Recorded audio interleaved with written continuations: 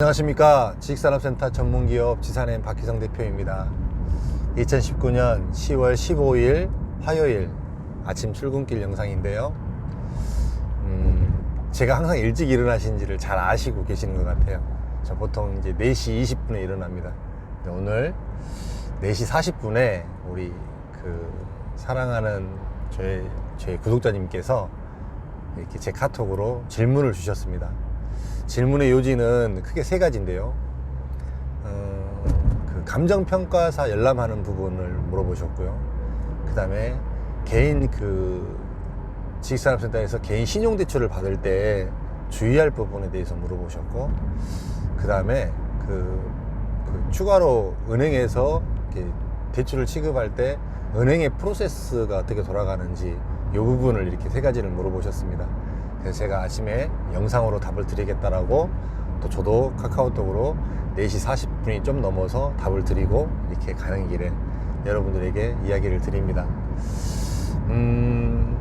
먼저 감정평가에 관한 얘기인데요. 이 부분은 사실은 제가 한번 영상으로 따로 다뤄드리려다가 아직 안 하고 있는 부분인데요. 지식산업센터가 아직은 대한민국 부동산의 주류로 올라가지 않았습니다. 그래서 이제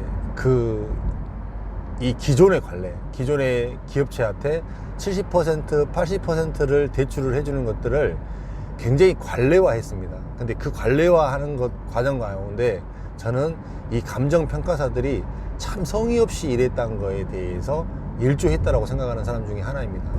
실제로 이 지식산업센터가 예전에 이제 아파트형 공장 이럴 때 잘 모르잖아요. 감정평가회사에서.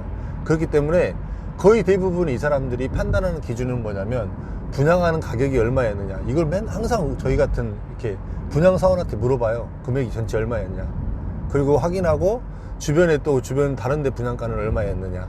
이걸 물어봐 갖고 그냥 어떤 근거나 그거에 대한 어떤 감정평가가 아닙니다. 그렇게 분양을 했기 때문에 이 금액에 대해서 70%, 80%를 감정가를 거의 90%를 잡습니다.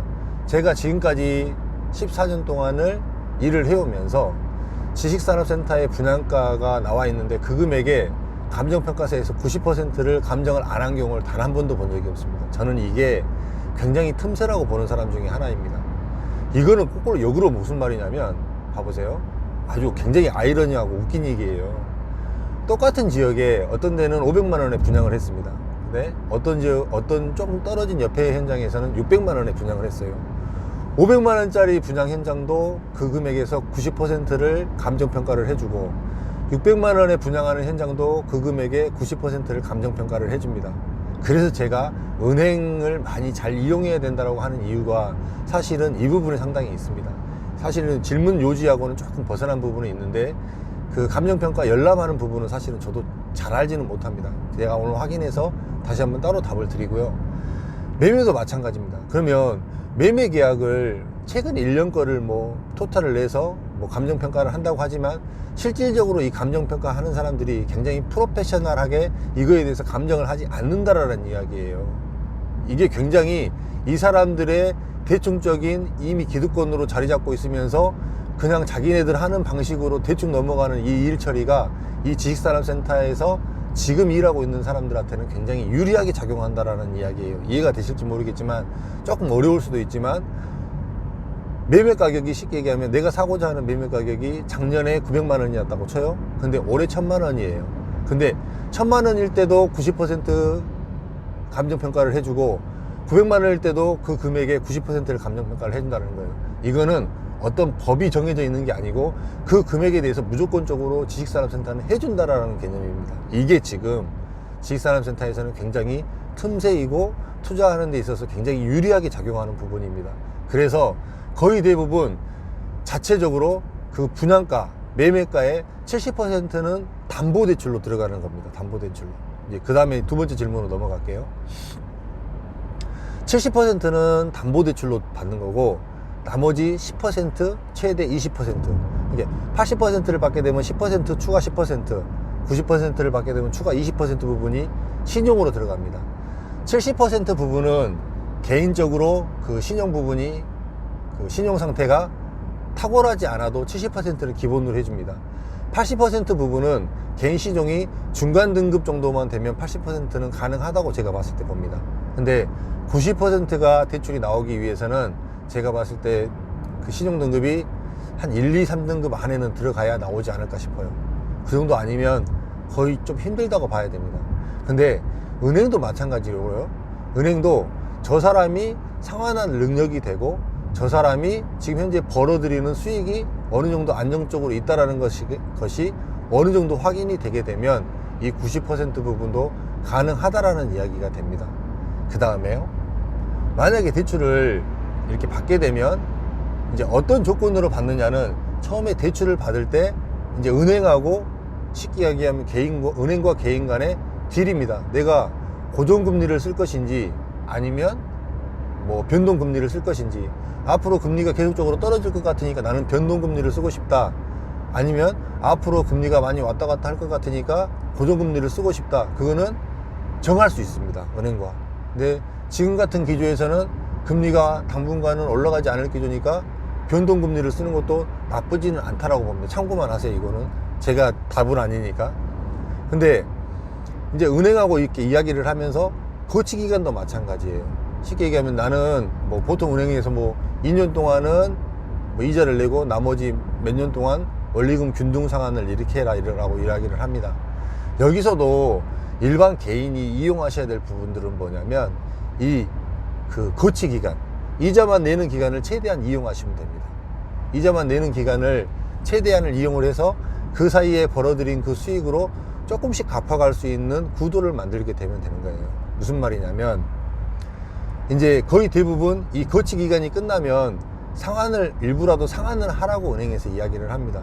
그때 돼서 상환을 할 수 있는 상황이 될 수 있는 사람이 있고 상환을 전혀 못할 수 있는 상황이 되게 되는 사람이 있습니다. 이때는 대안은 있습니다. 대한민국의 제1금융권의 금융은 한 군데만 있지 않습니다. 우리은행, 국민은행, 기업은행, 대표적인 은행이죠. 이 은행, 1금융권의 은행을 잘 이용하시면 됩니다. 내가 거치기간이 끝났는데 만약에 끝나서 원리금하고 균등으로 다시 상환해야 될 상황이 생겼어요. 근데 상환할 상황은 안 돼요. 근데 은행에서는 상환을 하라고 합니다. 사실 제일 좋은 방법은 그 은행에다가 한 10% 정도를 원금의 한 10% 정도를 상환을 하고 대출 연장을 좀 다시 거치 기간을 좀 둘 수 있도록 대출 연장을 신청을 하면 되거든요. 이게 만약에 안 된다고 봤을 때는 은행을 바꾸시면 됩니다. 내가 이제 다른 은행으로 바꾸면서 사실은 이렇게 담보대출을 내가 여기서 이쪽 은행으로 바꾸려고 한다. 어떤 조건으로 가면 되겠느냐. 어떻게 생각하시면 되냐면요. 은행도 똑같이 이익을 내야 살아갈 수 있는 집단이기 때문에 이 내용이 가능한 거예요. 무슨 말인지 알겠죠? 대출을 받을 때는 대출을 해주는 사람의 입장이기 때문에 은행이 갑이 되지만 이미 이제 대출이 되고 난 다음에는 선택할지는 많다는 얘기죠. 국민은행을 선택할 수도 있고 기업은행을 선택할 수도 있고 우리은행을 선택할 수도 있습니다. 이렇기 때문에 이제 이 은행 간의 금리도 비교해 볼 수도 있는 거고 나에게 훨씬 더 유리할 수 있는 방법으로 내가 딜을 해 나가면 되는 겁니다. 무슨 얘기인지 아시겠죠? 이제 제 영상을 보는 이제 주임장님들은 유쾌하지 않으실 텐데 너무 은행 내부의 내용을 많이 이야기해 드리는 것 같아요. 이게 얼마든지 피해갈 방법은 있다. 근데 제 개인적인 생각으로는 한 10% 정도를 뭐 거치 기간을 빼고 이자만 내고 난 다음에 한 10% 정도를 준비를 해서 상환을 하고 또 거치 기간을 좀 늘려가고 이런 방법도 충분히 방법이라고 생각합니다. 은행에서는 방법은 많습니다. 얼마든지 이렇게 대체해 나갈 수 있고 그 다음에 은행이 많이 있기 때문에 얼마든지 또 다른 방법을 쓸 수 있기 때문에 좀 유동적으로 보시면 됩니다. 이런 부분을 조금 이렇게 잘 생각하시면 얼마든지 이렇게 은행 대출 부분을 잘 이용해서 얼마든지 내가 자금이 적지만 레버리지를 이용할 수 있는 이런 부동산으로서 지식산업센터가 얼마든지 힘을 낼 수 있다. 더더군다나 지식산업센터는 얼마든지 담보대출에 대해서는 인정을 해주고 80%까지도 요즘에는 편하게 이야기를 하는 부분이니까 이런 부분들을 잘 이용을 하시면 되고요. 그 다음에 또 뭔 얘기를 하나 더 해드리려고 그랬는데 지금 또 갑자기 생각이 막혔네요. 그렇습니다. 이제 요 정도 아침에 저에게 이렇게 문의를 주셔서 답을 주셔서 제가 이렇게 나름대로 생각했던 것들을 좀 정리한 내용인데요. 약간 조금 이렇게 어수선할 수도 있지만 핵심 내용은 무슨 내용이냐면 어디를 매매로 사든지 간에 그 매매가에서 그 담보대출을 받는 데는 아무 지장이 없다. 그거는 대한민국의 감정평가를 하는 사람들 자체가 그 업에서 굉장히 프로페셔널하게 정말로 세심하게 따지지 않는다. 그렇기 때문에 그 매매가 자체를 인정해주고 매매가 자체에서 80% 70%를 봐도 무방하다. 이렇게 보시면 되고요. 아, 하나 더 있네요. 만약에 그 매매로 물건을 사신다고 보셨을 때 대략적으로 나오잖아요. 내가 어디 건물에 뭐 4억짜리를 취득하려고 한다. 평당 한 얼마 정도 된다. 근데 내가 이제 대출을 좀 많이 받고 싶은데 지금 자금 여력이 녹록지 않은데 혹시 대출이 90%까지 가능하겠느냐? 사전에 한번 문의를 한번 해보세요. 사전에 매입하시기 전에 사전에 은행에다가 이렇게 문의를 한번 해보시면 뭐 사실은 그게 이제 대략적으로 이제 탁감으로 인해서 돌려보는 거기 때문에 정확한 답은 아니지만 대략적으로 개인 신용 정도를 따져갖고 이렇게 돌려볼 수 있으니까 그 부분은 이제 혹시라도 만약에 필요하시면 저는 이제 은행하고 긴밀하게 친하게 지내니까 저한테 문의하시면 제가 아는 지원님한테 한번 돌려봐 달라고 부탁을 할 수 있습니다. 이 정도까지는 제가 여러분들에게 배려를 해줄 수 있는 정도는 될 것 같고요. 이 정도. 예, 그 다음에 대출을 이렇게 80%까지는 어느 정도 오면 된다. 그 다음에 추가 90% 되는 부분까지 가기 위해서는 좀 그래도 신용 상태가 좋아야 된다. 이 정도 부분만 좀 알고 계시면 여러분들이 지식산업센터에 투자해서 이렇게 안정적으로 수익을 받기에는 굉장히 나쁘지 않은 선택이라고 판단이 됩니다. 그래도 뭐니 해도 이렇게 대출이 많이 나올 수 있다는 부분은 자금력이 많지 않은 사람 입장에서는 굉장히 유리하고 굉장히 기회로 제공이 됩니다. 사실 오늘 문의 주신 분도 제가 참 요즘에 최근에는 젊으신 분들이 이렇게 투자를 하시려는 분들이 되게 많더라고요. 근데 참 젊어서부터 저는 감히 생각하지도 못했던 그 젊어서부터 재테크에 대해서 생각을 하고 안정적인 부동산, 수익형 부동산에 대해서 생각한다는 것 자체가 사실은 굉장히 저는 그분이 저에게 물어봐 줬지만 제 나름대로는 많이 반성도 했고 그렇게 열심히 살아가고 일찍 깨우치는 사람들이 있다는 것에 대해서 제가 좀 더 냉정하고 정확한 정보를 드려야 되겠다라는 책임감과 의무감도 또 받게 되었습니다. 하여간 좀 이렇게 궁금한 부분을 저에게 물어봐 주셔서 감사하고요. 안모님께서 그 다음에 제가 이렇게 대답한 대답이 어느 정도 좀 이렇게 도움이 됐는지는 잘 모르겠지만 그래도 혹시라도 더 부족한 부분은 제가 좀 더 서치를 하고 저도 한번 나름대로 좀 더 알아봐서 보충되는 부분들이 있으면 다시 한번 영상으로 이렇게 드리도록 하겠습니다.